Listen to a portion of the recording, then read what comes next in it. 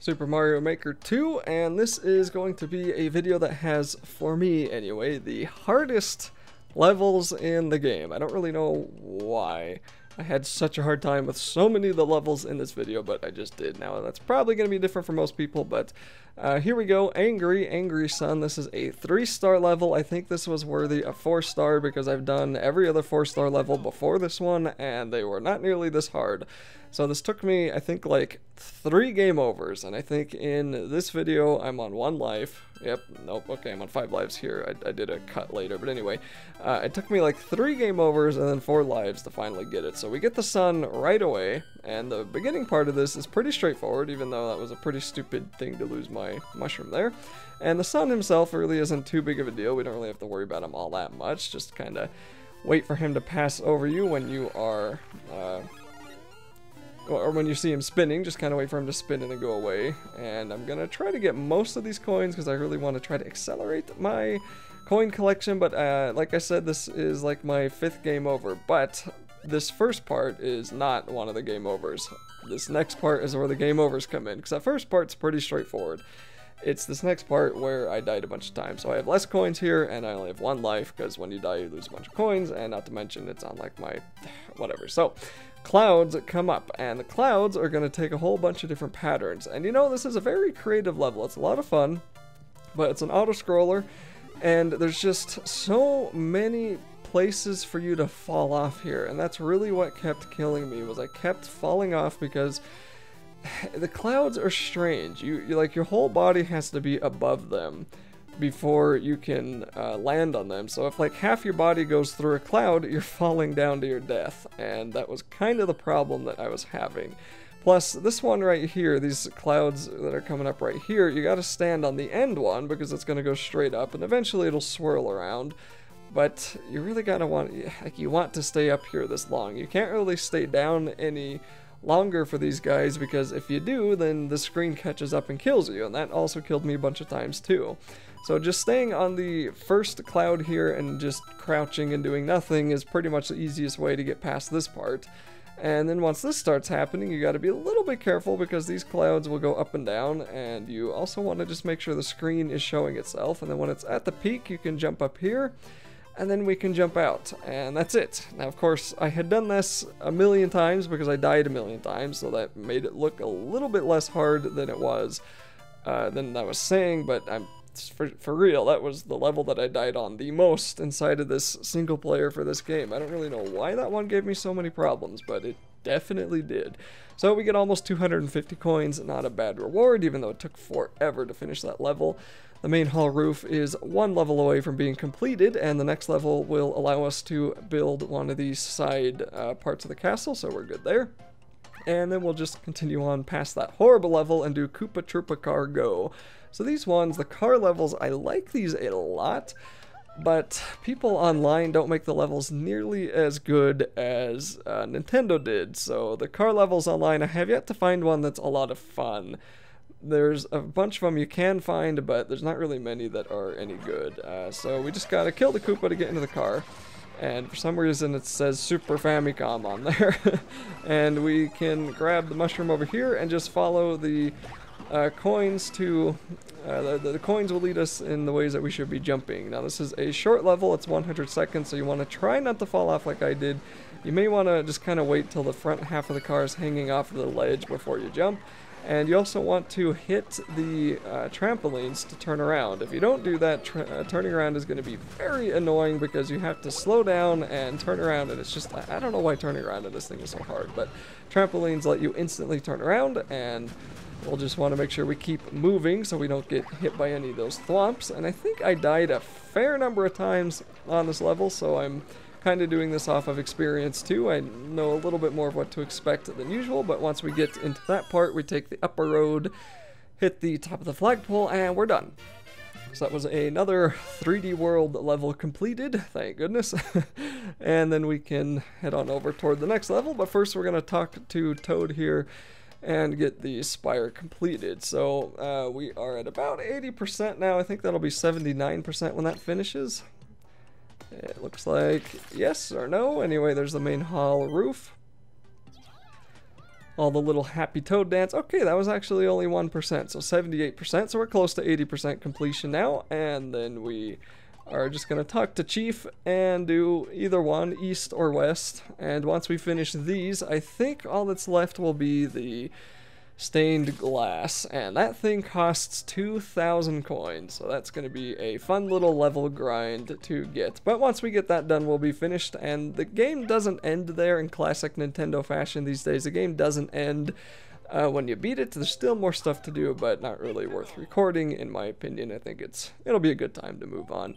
If you ever played that Yoshi Crafted World game, which is a lot harder of a title to say than Woolly World, I might add, but anyway, that Crafted World game, if you finish a level, it's like, you know, you finish it and then you can go back to collect the Poochies, and then there's a whole bunch of other stars inside of there, and then there's even yet another reason to return to the level, and you have to do that for every single level, so you could end up replaying a level like 6 times probably, and if you want 100% it, I don't even know how often you'll have to play the dang level to do that, but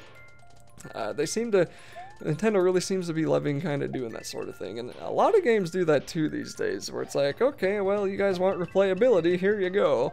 Can't complain. It's better than only giving us one reason to play.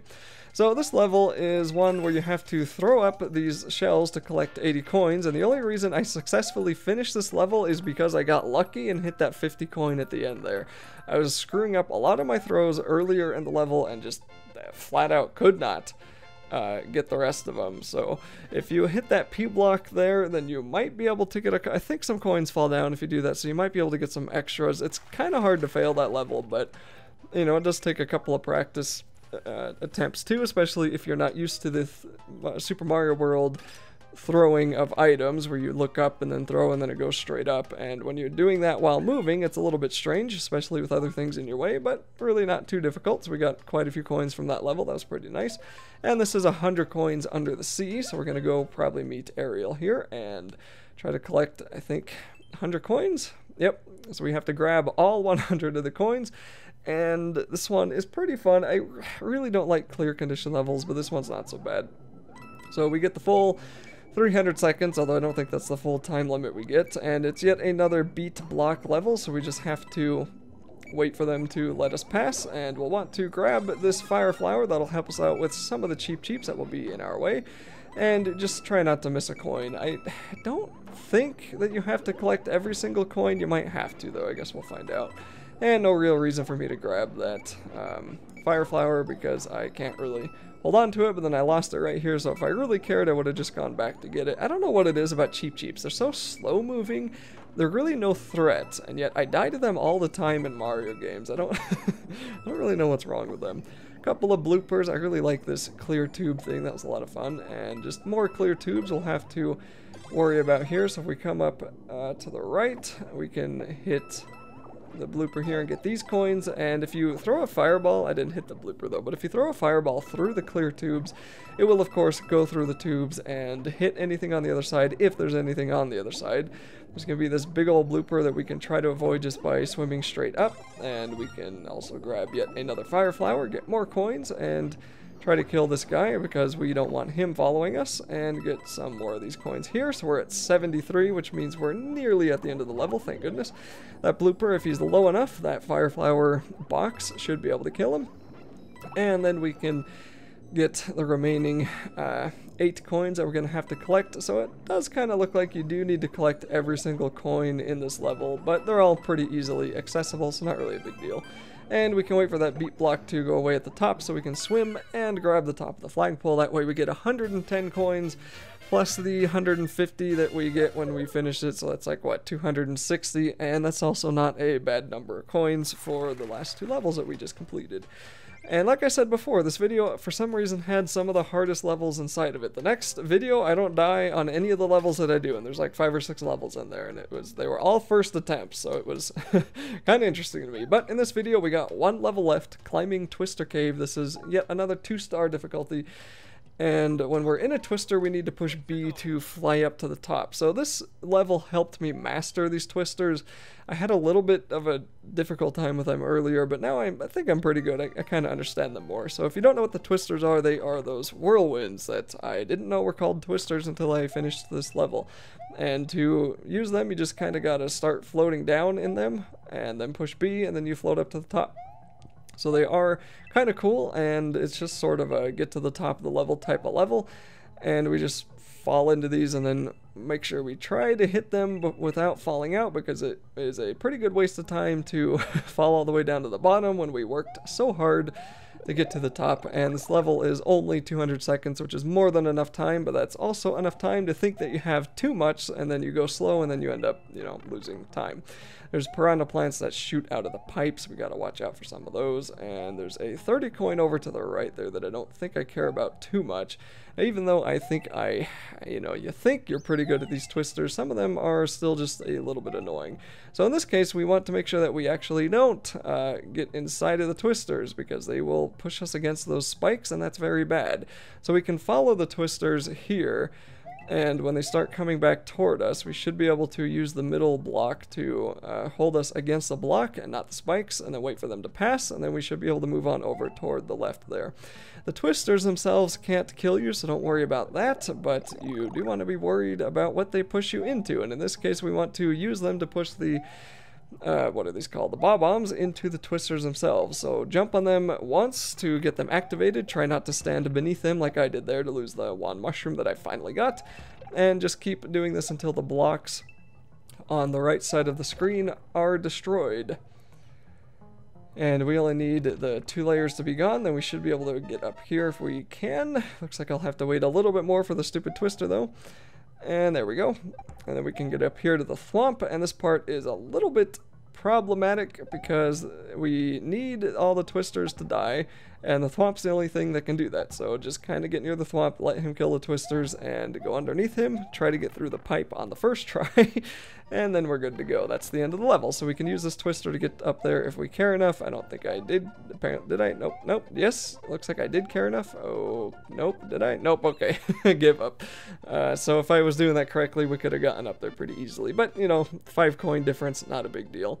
And that's going to be it for this video. I will see you in the next part of Super Mario Maker 2.